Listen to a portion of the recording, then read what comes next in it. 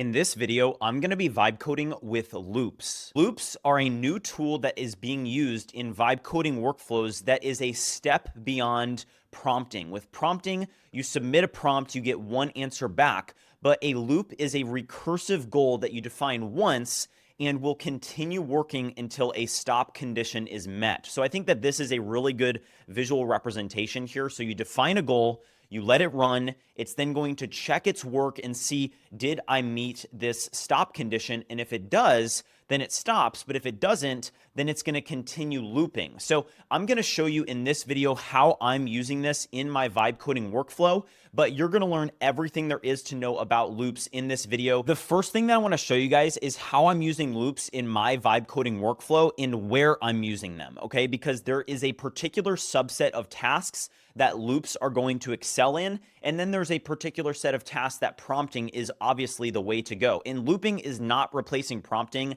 not yet. I find that there's a particular set of tasks that loops are really good at. And here, for example, is one of them. So if you look at this loop here, it says fix BridgeSpace Sentry errors. So what this loop does is it pulls the current unresolved production errors for BridgeSpace from Sentry. It groups duplicate events, prioritizes by frequency and severity, and then investigates the highest impact issues first. So what this loop does is it pulls all of the errors from Sentry, which is basically a super good application that you can connect to your application to pull in errors that are happening in production, okay? Then you can run this loop that will pull those errors, and what this loop does is it evaluates those errors, it reviews the code base, and then it is actually able to autonomously fix the errors and push the code to production. So I'm going to start this loop and you guys are going to see how this works. So I just started the loop, and if we go down here, what you guys are going to see is that there's a stop condition, and the stop condition is that there are no unresolved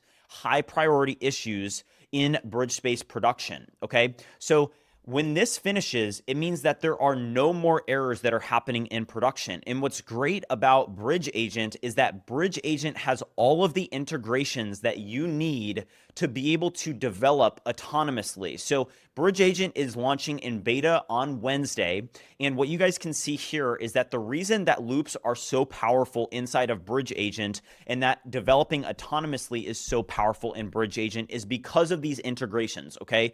With my BridgeAgent, I'm connected with GitHub, I'm connected with Sentry, I'm connected with Cloudflare, I'm connected with PostHog, I'm connected with Semrush, and even AWS. So what I'm able to do with BridgeAgent is completely different than what I'm able to do with just Claude Code, where Claude Code is a harness. BridgeAgent is an autonomous software developer, and that's the main mission with BridgeAgent. Our loop is running well, and while this loop runs, I actually want to create a new loop. So I'm just going to go over here to new loop, and I'm going to give it a quick prompt.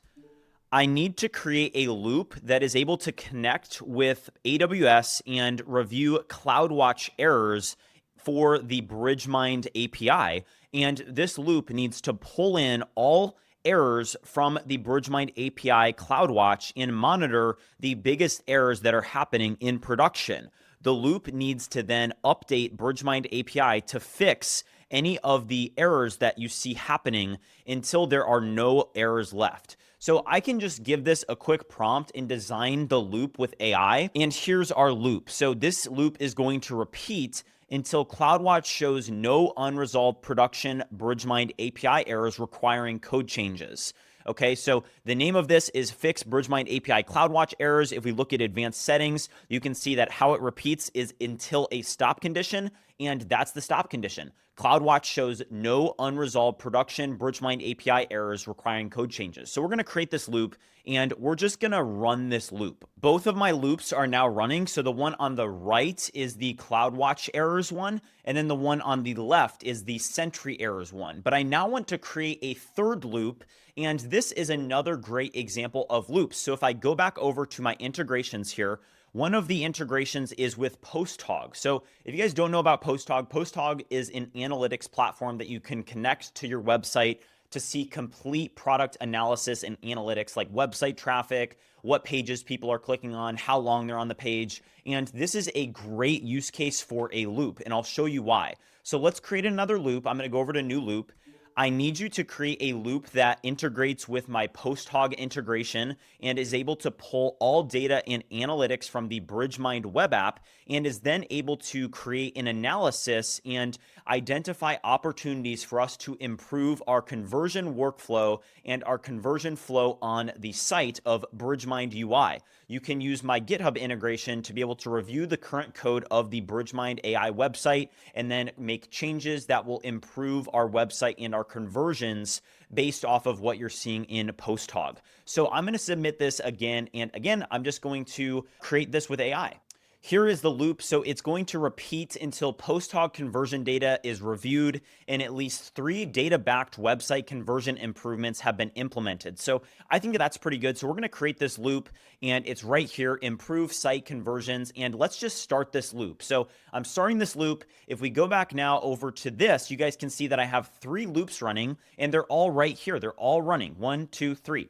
And this one has up to 10 iterations, but this one is literally right now, it already pushed updates to BridgeSpace. This one is taking a look now at AWS. It's reviewing the API, and this one is now getting started on our PostHog improvements. All right, guys, so I now have 7 loops running. There's one that's working on my SEO. I already have shipped an update to BridgeSpace, and what I find is that, yes, you can run loops inside of Claude Code, and you can run loops inside of Codex, and the best way to run loops right now is by using goals. So if you guys are familiar with the goal commands, Codex and Claude both have this. This is not new, but I don't think that this is as good as BridgeAgent. Just speaking from experience, I built BridgeAgent for a purpose, and I find that to be able to run these loops in BridgeAgent with those integrations that I showed you guys, it basically allows all of these integrations to connect. This loop down here did just finish, and it was able to actually create a pull request based off of all of the SEO data. So it's really exciting to see these loops because what it's doing is it's basically pulling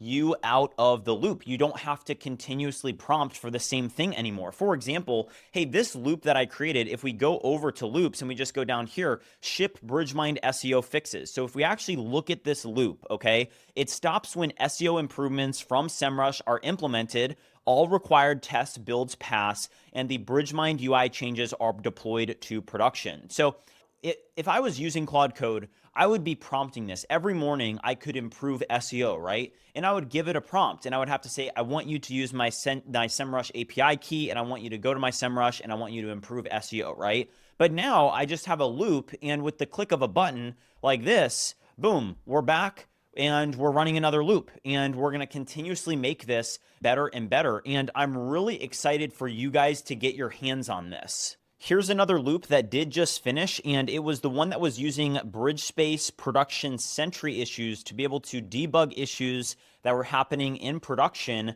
and be able to debug them, resolve them, and then ship the code. And you can see that we just shipped version 3.4, and I didn't have to do anything. Now, like I said at the start of the video, looping is not necessarily replacing prompting. I view looping as a new tool that you can start using for repeated tasks. So for example, if I'm just building something out, I'm still going to use Claude Code like I normally would.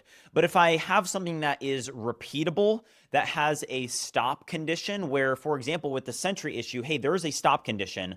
The stop condition is there are no more Sentry errors, right? So it's going to loop until it's resolved all of the Sentry errors. So that is an obvious loop that I can create where I don't have to then use Claude Code and say, I want you to use the Sentry MCP and evaluate the highest priority issues, output a structured table of the highest priority issues, and then create a structured plan to fix these issues. So that is how I typically would go about this, and I would prompt Claude Code and I would put it in plan mode, and then I would be working with this agent, and I would then, hey, I would follow it up with it within plan mode, and then I would have it execute the plan, and then I would have it submit, and I would have to push all that code to production. But now I just have a loop that is autonomous that I can just click start loop, and it just loops for me, and all of this is already fixed, right? So this is the difference between looping and prompting, and I think that for tasks like this, hey, you just don't have to be prompting for stuff like this anymore. You can actually create loops that are just completely automated where I'll never have to write that prompt again because I find myself doing this every single day.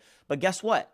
Because of loops, I don't have to do it anymore. So loops do get the BridgeMind stamp of approval. So if you guys haven't already started using loops, make sure that you test them out. There are ways to use loops inside of Claude Code. I think that BridgeAgent is one of the best approaches for loops, so I'm excited for you guys to test that out. But for now, make sure that you look at your workflow and say, okay, what are some tasks that I'm doing every single day, whether it's SEO or whether it's Sentry errors or whether it's just debugging errors in production, that you can create a loop with and just completely automate it so you don't have to continuously prompt for the same task. So ask yourself that question. I hope this video was helpful for you. And if it was, make sure you drop a like. I do have a like goal of 300 likes on this video. And with that being said, I will see you guys in the future.